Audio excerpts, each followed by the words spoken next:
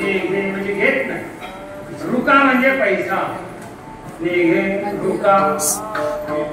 वेचो मोल किंमत द्यावी लागत नाही. मोल म्हणजे मूल्य त्याचं लागत नाही, काहीच लागत नाही. पैशाला काहीतरी लागत असेल ना. पूर्वीच्या काळामध्ये दही, दूध, तूप त्याची फार सुबत्ता होती. आणि मग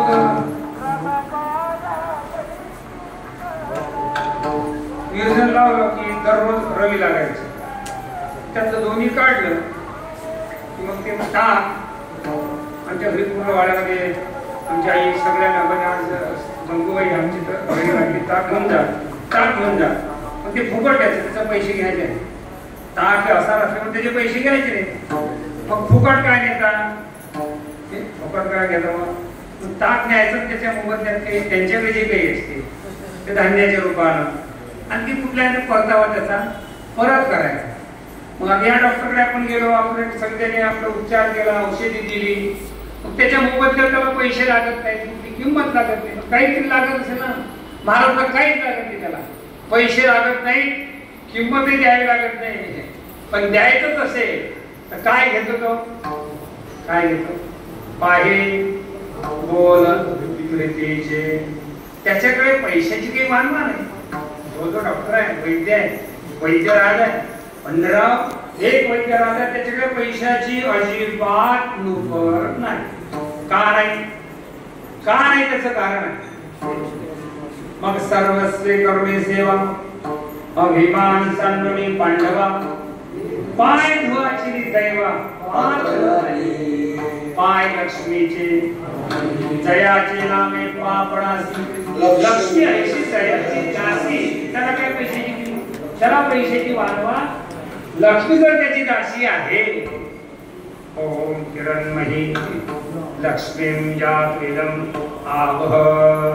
ती लक्ष्मी जर त्याची दासी आहे, त्याला पैशाची अजिबात कमी नाही.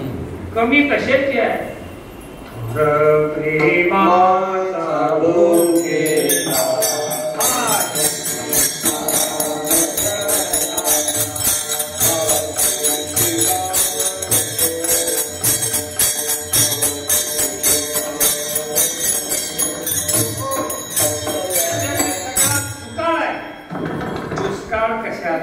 नाही. का नाही त्याची कारण आपण वर केली. आणि म्हणून मग त्याला दुष्काळ कशाचा आहे, कशाचा. थोर प्रेमाचा भुकेला हाची दुष्काळ. त्या परमेश्वराला काय पाहिजे. महाराज रुकावेचो मोल पाहे बोल प्रीतीचे. प्रेमाने त्याला आळवणं. म्हणून प्रेमाने त्याची आळवणी करायची. वचन ऐका कमलावती माझी रंगाची विनंती. करजोगीतो कधी कारी. काय काकडा म्हणजे आळवणी. सकाळी सकाळी देवाच्या सोबत बोलणं प्रत्यक्ष. पाहे बोल प्रीतीचे. प्रेमाने जर देवाशी संवाद करायचा असेल तर दररोज काकडा घ्यायचा. काय चिंतन महाराज. माझे चित्त तुझे पाणी राहायचे करी काही. धरोडिया पायी हातारी दाता. चतुरातुर शिरोमणी पुनर्भागा केले वाना केलो दिनाचा दिन. कामी देवे चित्तरे देवाशी संवाद करण्याचा काकड्याचा आनंद. प्रत्यक्ष देवाशी प्रेमाने जर तुम्हाला बोलावं वाटत असेल तर कुठल्या माध्यमातून बोलायचं. सकाळी काकड्याच्या माध्यमातून. प्रत्यक्ष देवाशी संवाद आहे ना. जगदूत तुकोबाराचे बोलले लाज वाटे तुझा मनविता थोडी नाही. सगळं जे काही भूपाळे आहेत, वासुदेव नाटाचे भंग जे जे काही असते